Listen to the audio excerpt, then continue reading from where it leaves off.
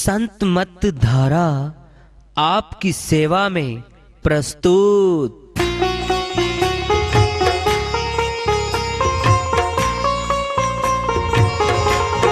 जो चाहता है प्रभु प्यारा वो आओ संत मत धारा। भक्ति भेद बता कर सारा वो कर दे भव के पारा। जो चाहता है प्रभु प्यारा वो आओ संत मत धारा। भक्ति भेद बता कर सारा वो कर दे भव के पारा। जो चाहता है प्रभु प्यारा।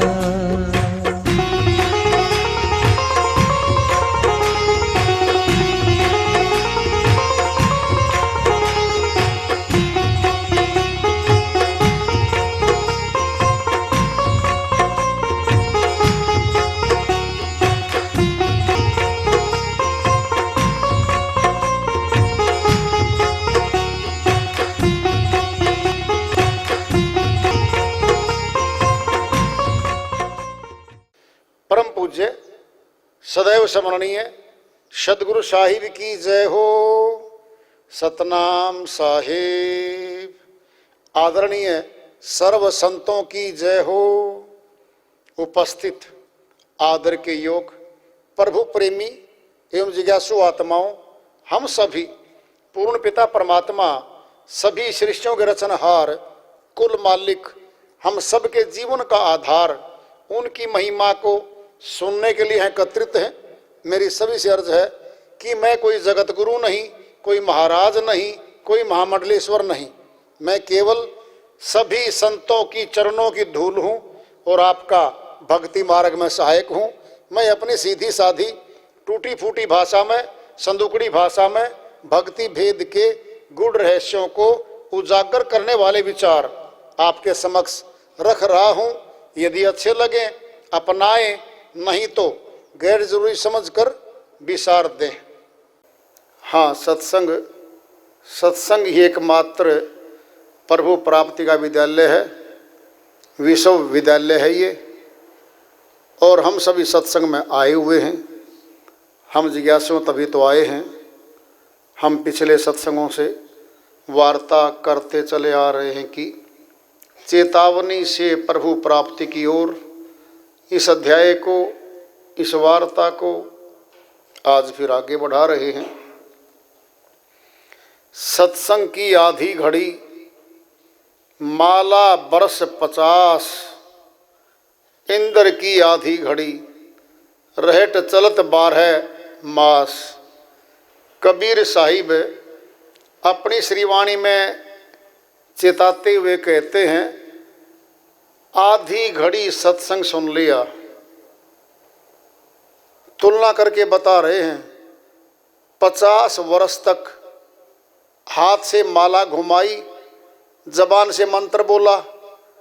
50 वर्ष में जोड़ के जितना पुण्य कर्म बनेगा जीवात्मा का, उतना कर्म तो आधी घड़ी संत मत का सत्संग सुनने से लाभ मिल जाता है।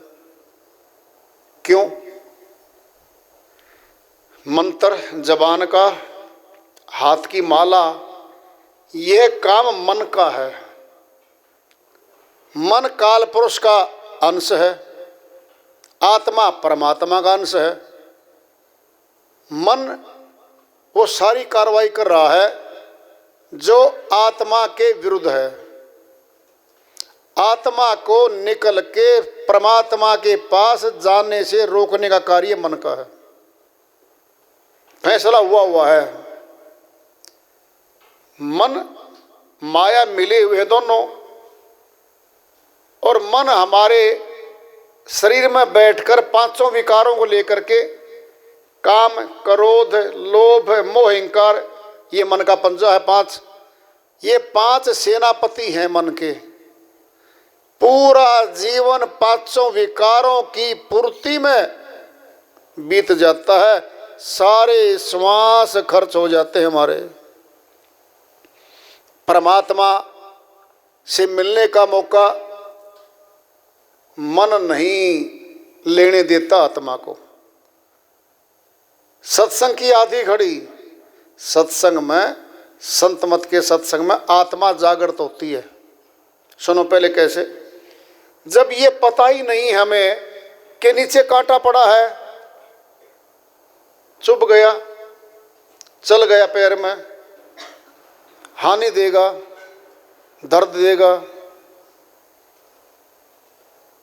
जब दिख रहा कांटा तो हम बचेंगे। क्या है कांटा? क्या दिखना? मन को ही आत्मा मान के बैठा है आम संसारी आदमी। मन अलग है, आत्मा अलग है। हरियाणा में कहावत है, जब बात करते ना लेने देने की, कोई पक्की कच्ची बातें करते हैं आपस में, कहते हैं आत्मा से बताना भाई। अब क्यों नहीं कहता मन से बताना? आत्मा से बताना। आत्मा परमात्मा का अंश है, आत्मा सत्य बोलेगी। दो हो गए, एक मन है अंदर, एक आत्मा है। और शब्द भेदी संतों के सत्संग में शब्द और सूरत, आत्मा परमात्मा का जिक्र होता है, वार्ता होती है, संतों की श्रीवाणियाँ ऊंची आती हैं, इनको ग्रहण करती है आत्मा। ये आत्मा को मिलता है, ये जमा हो जाता है आत्मा के पास। मनोरंजन जो है, जहाँ गाना है, बजाना है, नाचना है, कूदना है, तालियां बजानी हैं, फूल मालाएं डालनी हैं, नोट ऐसे फेंकने हैं जैसे शादियों में दूल्हे में फेंकते हैं। क्या वो सारा ड्रामा है, नाटक है, मनोरंजन है, लोगों के मन को आकर्षित करती वो चीजें, सार कुछ भी नहीं है उनमें, कोई सार नहीं होता, मनोरंजन है। आत्मा का दूर तक लेना देना नहीं है इन मनोरंजनों में। सत्संग की आधी घड़ी माला बरस 50, इंद्र की आधी घड़ी रहट चलत 12 मास। साहिब कहते हैं पूरा वर्ष ट्यूबवेल चलते हैं, कुएं चलते हैं, नलके चलते हैं, जितना पानी जोड़ के फेंकते हैं जमीन पे, इतना पानी तो आधी घड़ी भी नहीं लगती। इंद्र देवता की इतना जल फेंकता बारिश में, वर्षा ऋतु में बाढ़ें आती हैं, जल थल एक कर देता है। तुलना की है सत्संग की आधी घड़ी, माला बरस 50। सिद्ध होगी ये बात। एक चोर था, उसका पुत्र भी चोर था, चोरी करना पेशा बन गया था उनका। वो चोर अपने पुत्र को कहता था, देख बेटा कभी सत्संग में मत जाना, अगर कहीं सत्संग हो रहा हो और पास से निकलना पड़ जाए तो कानों में उंगली डाल लेना, सत्संग नहीं सुनना। कुछ दिन के बाद उसका पिता गुजर गया। अब वो चोर जो उसका पुत्र था चोरी करने चला, रास्ते में सत्संग हो रहा था संत मत का। जो वक्ता था, प्रचारक था, वह ये बोल रहा था, उसको प्यास लगी थी पहले तो, और दोनों कानों में उंगली डाल ली कि सत्संग नहीं सुनना। प्यास थी, आश्रम के बाहर प्याऊ थी, उसने सोचा पानी पी ले। जब पानी पीना था पड़ा तो कानों से उंगली निकाल दी बाहर। अब तो कान तो वे सुनेंगे, जब ब्रेक ही नहीं है तो आएगी आवाज। तो वक्ता बोल रहा था, भाई देखो देवों की और देवियों की परछाई नहीं पड़ती, मनुष्य की जिंदा की परछाई पड़ती है लाइट में, दिन में प्रकाश में, रात को लाइट में। देवों की और देवियों की परछाई नहीं पड़ती। ये बात वो सुन गया, 1 मिनट में चल पड़ा चोरी करने। दूर चला गया, अपने राज्य से दूसरे राज्य जाके क्षेत्र में चला गया। और उस राजा के राजमहल में घुस गया चोरी करने। राजा रात को दौरे पे गया हुआ था, जनता के देखने, रखवाली पे। राजमहल में बहुत सारा माल था, धन था, सोना चांदी और रानी हार भी था। वह उसने सब बांध लिया गठरी में और वहाँ से निकल के चल पड़ा। शहर से बाहर निकला, देखा तो दिन निकलने को हो रहा है और दूर जाना है और भूख लग गई थी। सोचा मैं इस धन को ले आया, किसी पेड़ के नीचे कहीं दबा दे, निशानी कर दे तो इसको निकाल के ले जाना और वापस आगे तो भोजन कर ले शहर में। उसने धन को कहीं खोद के दबा के कोई निशानी कर दी और वापस शहर में आ गया और भोजन करने लग गया। पता चला सुबह उठते ही कि भाई चोरी होगी महल में, तो इतना सारा सोना, इतनी सारी जेवर निकल गए। मुनादी हो गई, सिपाही बुलाए, सैनिक बुलाए। कहा राजा ने, जरूर किसी दूसरे राज्य का कोई आदमी मिलेगा भाई, हमारे राज्य के आदमी में शक्ति नहीं कि राजमहल में चोरी कर ले। जो दूसरे प्रदेश का आदमी मिले ढूंढो, वही चोर मिलेगा। सारे शहर में सैनिक सिपाही घूमते फिर रहे थे। उस होटल पे आगे जहाँ भोजन कर रहा था और देखा ये तो नया आदमी था, कहाँ का है, शंका होगी, उसको पकड़ ले गए। वो राजा के सन्मुख पेश कर दिया। राजा बोला, भाई तूने चोरी की है, तो बाहर का है, तो इस शहर का तो है नहीं। सातिर चोर था। कहता, राजा जी मैंने चोरी नहीं की। उसकी पिटाई शुरू हो गई। रानी वहीं बैठी थी। पता था उसको, चोर को, कि रानी को तू कुछ दुख प्रकट करके बताएगा तो हो सकता रानी छुड़वा दे तेरे को। हे राजा मैंने चोरी नहीं की, छोटे छोटे बच्चे हैं मेरे, वो दुखी होंगे, मैं मर जाऊंगा, मैंने चोरी नहीं की है। और काफ़ी कुछ कहा। और तेरा पुत्र है राजा, मेरे पुत्र मेरे बाद में जैसे होंगे तेरे भी पाप लगेगा। ये बातें सुन के रानी सहम गई कि ऐसा ना हो ये बेकसूर हो। राजा को बोली, इनको रहने दो, पिटाई बंद कर दो, मैं अपनी युक्ति से निकलवा लूँगी। ये हवालात में, जिस कमरे में हवालात में बंद कर रखा है, मैं अपनी युक्ति से पूछ लूँगी इसको। कहीं मर गया तो कहीं हमारे पाप ना लग जाए। तो रात को रानी ने सोचा, चोर तो दुर्गा माता की, भवानी माता की पूजा करते हैं भाई, और उसके सामने सच बोल देंगे ये। उसने चोला पहना और देवी का श्रृंगार करके रूप बना के भाई चल पड़ी कि मैं पूछ लूँगी इसको।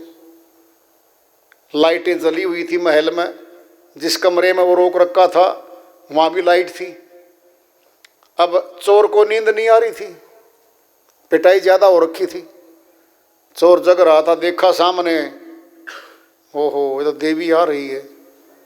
एक बार तो सोचा देवी आ रही है, फिर एकदम याद आ गई दिन की बात उसकी सत्संग वाले प्रचारक की कि देवी देवताओं की तो परछाई नहीं होती। उसने देखा इसकी तो परछाई आ रही है। सेकंडों में समझ गया कि हो न हो रानी हो या कोई बांदी होगी।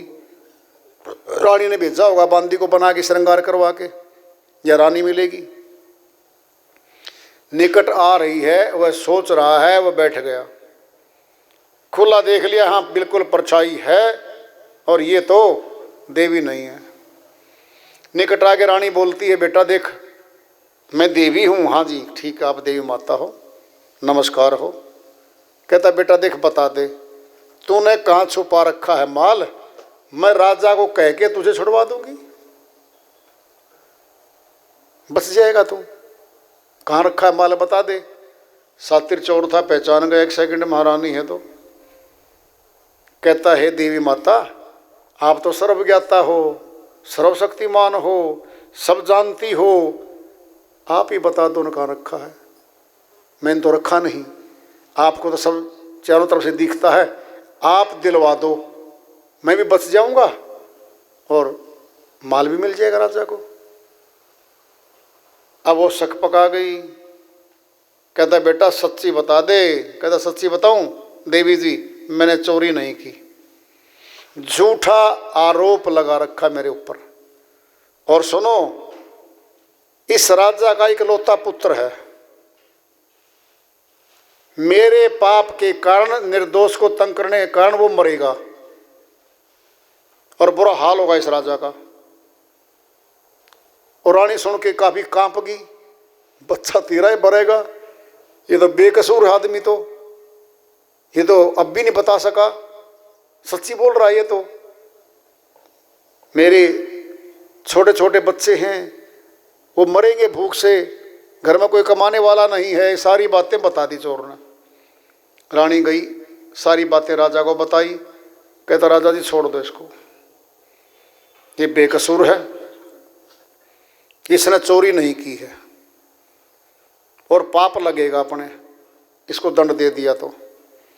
चोर निकल गया, छोड़ दिया, उठा के गठरी घर गया।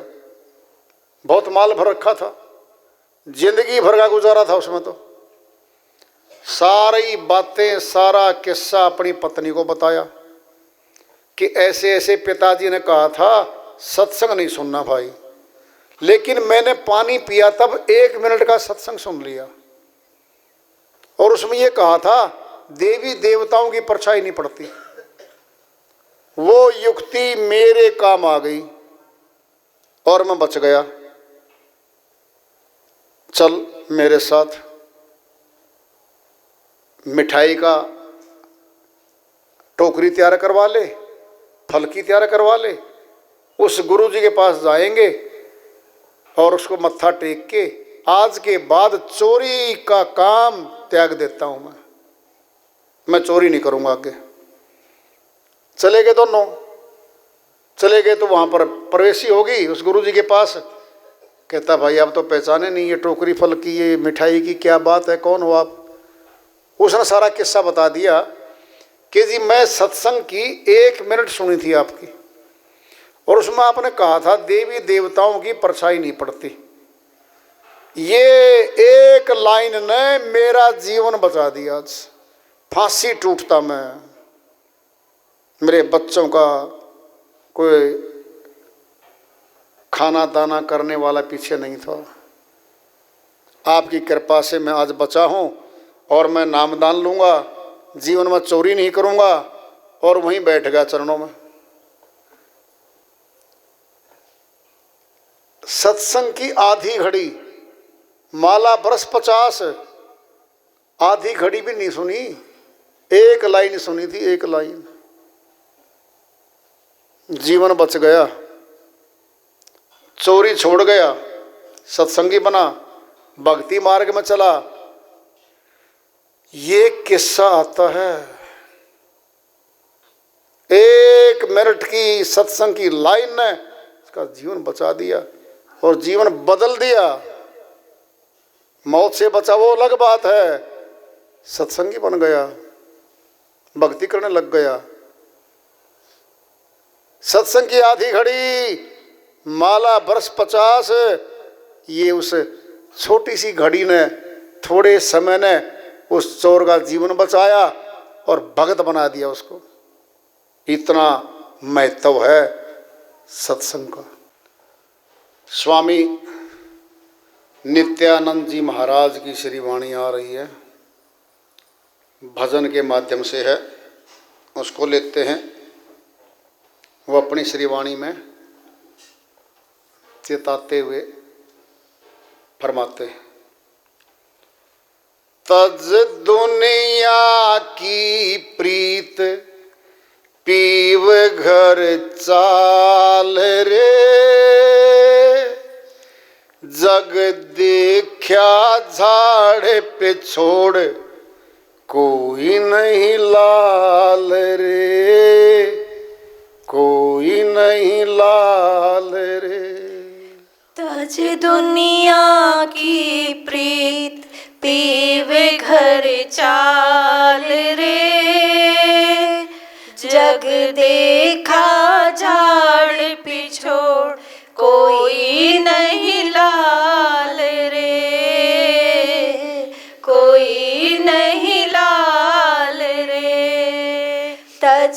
दुनिया की प्रीत पीवे घर चाल रे।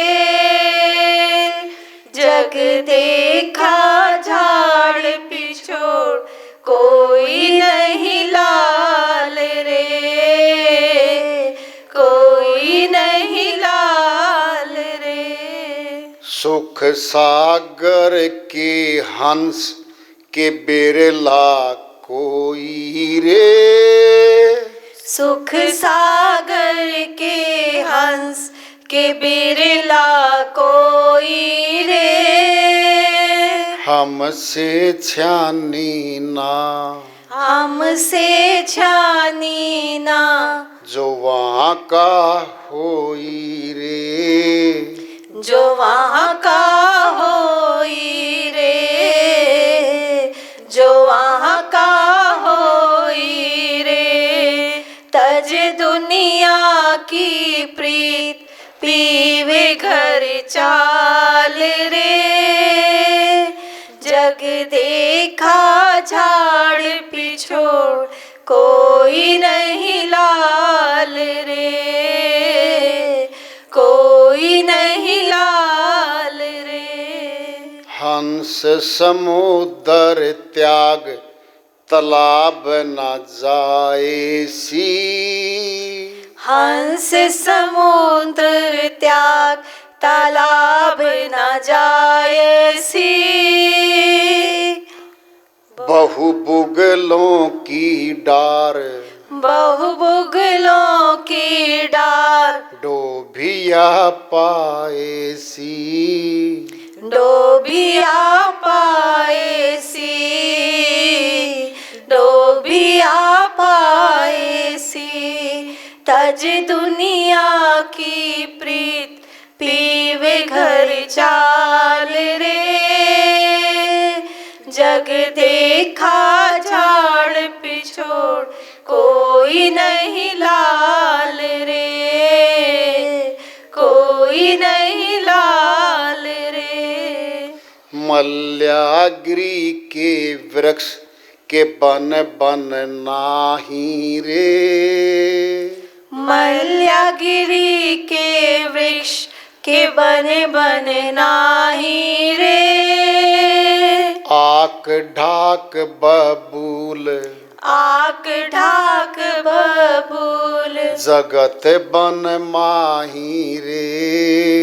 जगत बन माही रे, जगत बन माही रे। तज दुनिया की प्रीत पीवे घर चाल रे। जग देखा झाड़ पिछोड़ कोई नहीं लाल रे, कोई नहीं लाल रे। मणिधारी कोई संत शिरोमणि अंग है। मणिधारी कोई संत शिरोमणि अंग है। विष के भरे सो कीट, विष के भरे सो कीट, पतंग भुजंग है। पतंग भुजंग है, पतंग भुजंग है। तज दुनिया की प्रीत पीवे घर चाल रे। जग देखा झाड़ पिछोड़ कोई नहीं लाल रे, कोई नहीं लाल रे। अलल पक्षी की सेज गगन आकाश है। अलल पक्षी की सेज गगन आकाश है। पंछी कई हजार, पंछी कई हजार, के हद में वास है। कि हद में वास है, कि हद में वास है। तज दुनिया की प्रीत पीव घर चाल रे। जग देखा झाड़ पिछोड़ कोई नहीं लाल रे, कोई नहीं लाल रे। कुकर काग कुकर काग अनेक मिलेंगे आए रे। कुकर कागे अनेक मिलेंगे आए रे। अरब खरब में एक अरब खरब में एक महल को जाई रे। महल को जाई रे, महल को जाई रे। तज दुनिया की प्रीत पीव घर चाल रे। जग देखा झाड़ पिछोड़ कोई नहीं लाल रे, कोई नहीं लाल रे, कोई नहीं लाल रे, कोई नहीं लाल रे। स्वामी गुमानी दास कहें समझाई रे। स्वामी गुमानी दास कहे समझाई रे। नित्यानंद हो नूर नित्यानंद हो नूर, नूर में नूर समाई हो। नूर में नूर समाई हो, नूर में नूर समाई हो। तज दुनिया की प्रीत पीव घर चाल रे। जग देखा झाड़ पिछोड़ कोई नहीं